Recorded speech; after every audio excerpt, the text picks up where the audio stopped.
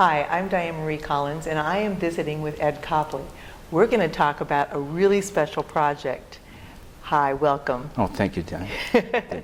I want to talk about how this project began. First of all, let's do a little background. Okay. Your last name is Copley. Correct. You've been painting since you were a child. Right. And your grandmother told you a story. Yeah, she told me, I think I was 8 or 9 years old at the time, and all I loved to do was draw and sketch. And she says, that's great. She says, do you realize your great-great-great-grandfather was also a painter here in the country? I said, no, I didn't know that. So she told me a little bit about John Singleton Copley. John Singleton Copley. Right, that was the artist. He was Three greats. Three greats, and he's noted as the first American painter. Wow. He did a lot of the portraits of the Boston Tea Party, John Quincy Adams, Paul Revere, and some of those people. How? He was quite famous here in this country, and then he went to Europe, and he was quite famous over there also. Wow. And your birthday and his? From what I've studied and read so far, they're saying he was born July 3rd or 4th. Okay. I don't know if records got lost over time or what, because when you do historical researches, sometimes you'll get back to a certain point, say a courthouse burnt down, or the doctor didn't get over and record it on that particular day, or he waited a couple days before he got over there. So that's why I'm basing it like 3rd or 4th, because I have seen different dates in different books. Well, I'm born on the 4th. The 4th of July. And we're like 204 years apart. That's amazing. Kind of strange, you know. Now, this is Mrs. Gage, and she is at the Timken Museum in San Diego. Right. The original is. The original is there at the And Balboa tell me Park. about how this project came about. One of my clients came in one day and said, hey, I seen a piece of your great-grandfather's. And I said, oh, really? And so he brought me the little pamphlet with Mrs. Gage painting on the cover of the pamphlet.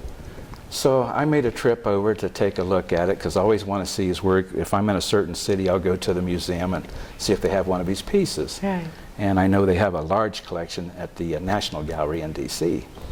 And so I went over and looked at it, and I enjoyed it. And I got to thinking, you know, I'd like to copy that piece, but at a smaller size. The original is 50 by 40 inches. Oh my goodness, yeah. Which is pretty large. So I went over and I made a copy of the painting, and I took it with me. I don't have it here, but I made notes all around the painting as far as skin tones, colors, the satin on the dress and everything, so that when I get ready to do mine, I can get as accurate as possible.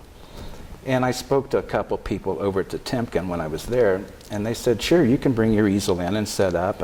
We've done that in the past. And I said, this will be great. So what I want to do is carry it to a point to where I'm almost finished, and then when I take it into the museum and set it up, I'm into my final stages where I'm doing the glazings and tintings to where I can balance and everything and get it more accurate to the original. To the original. And I made mine a 40 by 32 because that would be the proper scale coming down.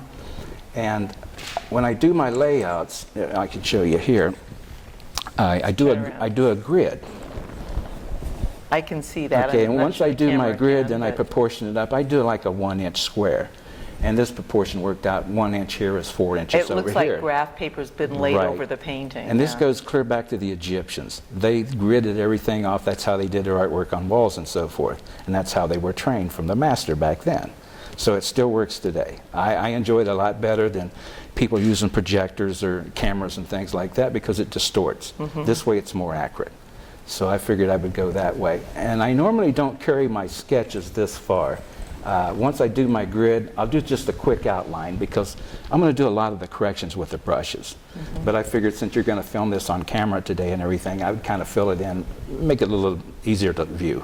Now, when you talked about matching the colors and the glazes at the end, you don't walk down to the store and purchase colors. Tell me a little bit about your colors. Well, I do it the old way. I mix up pigments and make my own mediums and kind of work like the old masters, because working in that manner, you can't go down and buy tube colors. The colors will not match what they did back then. Correct. Because they made most of their colors back then.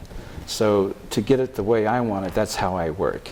So. And this piece in the Timken, the reason why you liked it so much, isn't it their Oh, this is their prize piece over there. I mean, they put it on every piece of advertisement. If you walk up to the museum, you'll see a large banner on the side of the wall there with this Mrs. painting. Gage. Mrs. Cage on it, Yes, right. it is their entire permanent collection. This is their star piece. That's their star piece, And yes, that's which is exciting. Very It is exciting. exciting. Right, It right, is exciting. right. And the fact that your great-great-great-grandfather Right. painted it, Right. and now you're going to do a replica of that. Well, I figured it took me quite a few years to get to the point where I'd want to attempt to copy one of his pieces, okay?